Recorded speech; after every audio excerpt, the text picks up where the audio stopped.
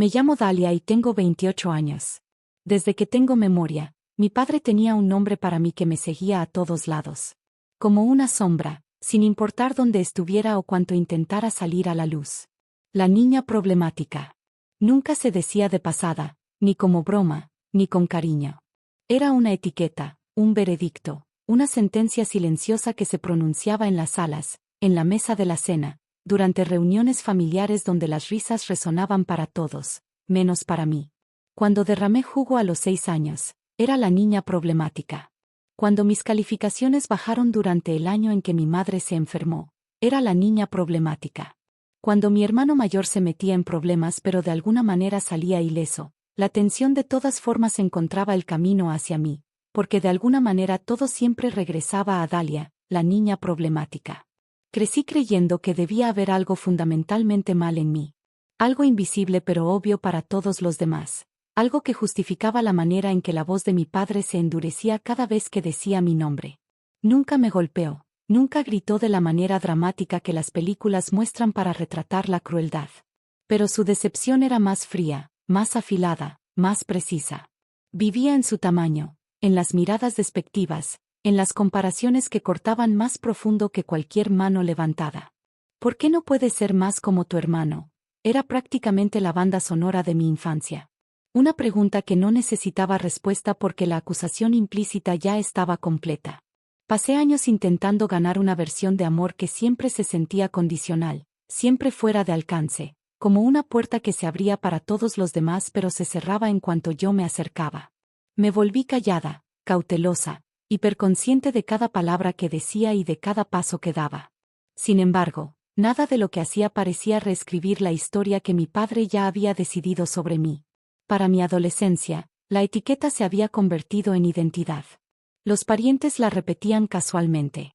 Los maestros la percibían indirectamente, y yo la cargaba como un peso cosido en mi piel. Incluso mis logros se trataban como accidentes temporales. Cuando gané un premio académico, mi padre simplemente asintió y dijo: «Veamos cuánto dura esto». Como si el fracaso fuera mi estado natural y el logro una anomalía divertida. Me decía a mí misma que algún día le demostraría que estaba equivocado, aunque nunca entendí completamente qué significaba equivocado. ¿Por qué? ¿Cómo se discute contra una percepción que te ha definido desde que naciste? Mientras más crecía, más notaba la extraña distancia entre mi padre y yo, un vacío diferente al favoritismo común. Había algo más, algo no dicho, algo que hacía que su resentimiento se sintiera menos como frustración y más como certeza.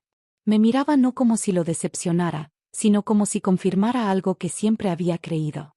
Mi madre, en cambio, me amaba con intensidad, pero con una ternura nerviosa, como si constantemente tratara de compensar una herida que no podía sanar. Hubo momentos en que la sorprendí mirándome con una expresión que nunca lograba descifrar. Mezcla de tristeza y miedo que desaparecía cada vez que le preguntaba qué pasaba. Nuestro hogar estaba lleno de rutinas normales y fracturas silenciosas. Conversaciones que se detenían cuando entraba en la habitación. Tensiones que vibraban debajo de los días ordinarios. Aprendí a sobrevivir en ese ambiente reduciendo partes de mí misma. Haciéndome agradable, tratando de causar tan pocos problemas que la palabra problemática finalmente perdiera su poder sobre mí. Pero nunca lo hizo.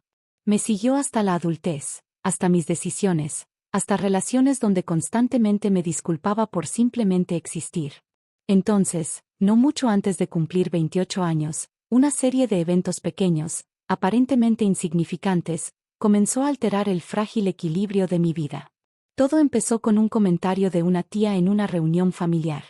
Una observación descuidada sobre que yo nunca me parecía realmente a mi padre, seguida de una risa incómoda y el silencio repentino de mi madre.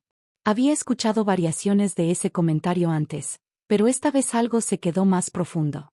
Negándome a dejarlo pasar, comencé a repasar recuerdos, a notar patrones, a cuestionar cosas que había aceptado como verdades inmutables. ¿Por qué la hostilidad de mi padre hacia mí se sentía tan personal, tan absoluta? ¿Por qué mi madre cargaba con ese persistente subtexto de culpa en sus ojos? Preguntas que había enterrado durante años comenzaron a surgir, inquietantes e implacables. Lo que comenzó como curiosidad pronto se convirtió en una silenciosa obsesión, una necesidad de entender la tensión invisible que había moldeado toda mi existencia. Aún no sabía que esta búsqueda de claridad me llevaría hacia una revelación capaz de destruirlo todo. Pensaba que conocía a mi familia, mi pasado e incluso a mí misma. No sabía todavía que las palabras, mi papá me llamó la niña problemática durante 29 años, y luego los resultados de ADN, algún día se sentirían menos como un título dramático y más como el resumen más exacto de mi vida. Todo lo que sabía era que algo no cuadraba. Que bajo décadas de afecto tenso y dolor silencioso, yacía una verdad esperando con aterradora paciencia. Una verdad que pronto exigiría ser vista. Durante semanas después de esa reunión, el pensamiento se negó a dejarme en paz. Se colaba en mis mañanas, se sentaba junto a mí en el trabajo, resonaba en mi apartamento silencioso por la noche. Me decía a mí misma que estaba siendo irracional, que las familias eran complicadas, que el parecido no significaba nada. Pero la duda, una vez despierta, tiene la capacidad de alimentarse del silencio. Empecé a notar detalles que había ignorado toda mi vida. Como los rasgos de mi padre estaban claramente marcados en mi hermano, pero ausentes en mí. Como los parientes dudaban antes de hacer comentarios sobre mi apariencia. Como mi madre siempre cambiaba de tema cuando se hablaba de fotos de la infancia. Las preguntas se hicieron más fuertes hasta volverse imposibles de suprimir. Una noche, movida por una mezcla de miedo y curiosidad desesperada, pedí una prueba de ADN. Incluso mientras hacía clic en el botón de confirmación, mis manos temblaban. Se sentía como traición, como si estuviera acusando a mi propia madre de algo imperdonable. Sin embargo, también se sentía como el único camino para entender toda una vida de distancia emocional.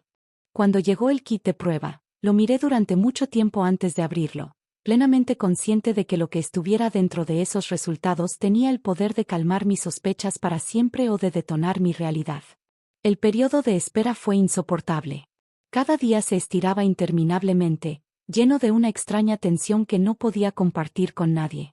Evité las llamadas de mis padres, no por enojo, sino por un creciente sentimiento de estar al borde de algo irreversible. Finalmente llegó el correo electrónico.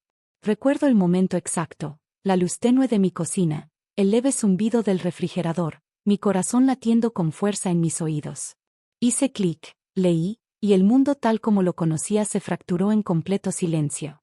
El hombre que me había criado, criticado y etiquetado durante casi 3 décadas no tenía ningún parentesco biológico conmigo. Mi padre, el hombre que me había llamado la niña problemática durante 29 años, no era mi padre en absoluto. Leí la pantalla una y otra vez, convencida de que debía haber algún error, alguna mala interpretación, algún fallo técnico, pero los números no cambiaban. La verdad era fría, clínica, innegable. El shock dio paso a una cascada de emociones demasiado enredadas para nombrarlas: confusión, dolor, enojo, un profundo sentimiento de desubicación. De repente, los recuerdos se reorganizaron en un patrón que ya no podía ignorar: la distancia, el resentimiento, la extraña certeza en su decepción. Era como si un guión invisible hubiera corrido debajo de mi vida, y recién me hubieran entregado las páginas que faltaban. Esa misma noche confronté a mi madre. No lo planeé. Simplemente conduje hasta la casa donde crecí, con los resultados impresos en mis manos temblorosas. Cuando abrió la puerta y vio mi rostro, algo en su expresión se desplomó antes de que dijera una sola palabra. Coloqué el papel entre nosotras, y el silencio que siguió fue más pesado que cualquier discusión. Las lágrimas llenaron sus ojos al instante, no de sorpresa, sino de reconocimiento, de un secreto finalmente acorralado. Entre frases entrecortadas y respiraciones temblorosas, la historia emergió. Antes de casarse con mi padre, hubo alguien más. Una relación que ella creía terminada. Una verdad que nunca tuvo el valor de revelar. Mi padre lo había sabido, no desde el principio, pero lo suficientemente temprano como para que el conocimiento permease todo. Eligió quedarse, criarme. Pero la traición se había endurecido dentro de él como piedra. Y yo, una niña inocente, me había convertido en el recordatorio vivo de una herida que nunca sanó. La etiqueta niña problemática nunca tuvo que ver con mi comportamiento, mis errores o mi valor. Se trataba de un dolor que nada tenía que ver conmigo. La ira proyectada sobre el blanco más seguro. La revelación fue devastadora, pero traía consigo una extraña y penetrante claridad. El misterio de mi infancia ya no era un misterio. La tensión finalmente tenía un nombre. Cuando más tarde me senté frente a mi padre, con el aire entre nosotros cargado de décadas de verdades no dichas, no vi al hombre crítico y distante de mis recuerdos, sino a alguien visiblemente disminuido por el arrepentimiento. No negó los resultados. No se defendió. Su voz, cuando finalmente habló, carecía de su filo familiar. Admitió la amargura que había cargado, la injusticia de su trato, la terrible facilidad con que convertía el dolor no resuelto en crueldad silenciosa. Por primera vez en mi vida, vi que su certeza se resquebrajaba. La narrativa que me había definido, Dalia, la niña problemática, se disolvió ante algo mucho más trágico y humano. El dolor no desapareció, ni los años se repararon mágicamente, pero la verdad cambió algo fundamental dentro de mí. Nunca fui inherentemente defectuosa, nunca destinada a decepcionar, nunca la fuente de la fractura que moldeó a mi familia. Simplemente era una niña nacida dentro de un secreto, demasiado pesado para que cualquier hogar lo soportara sin consecuencias.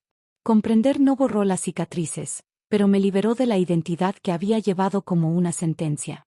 Y si algo me ha enseñado mi historia, es esto: los roles asignados en las familias no siempre reflejan quiénes somos, sino que a menudo son ecos de batallas que nunca peleamos.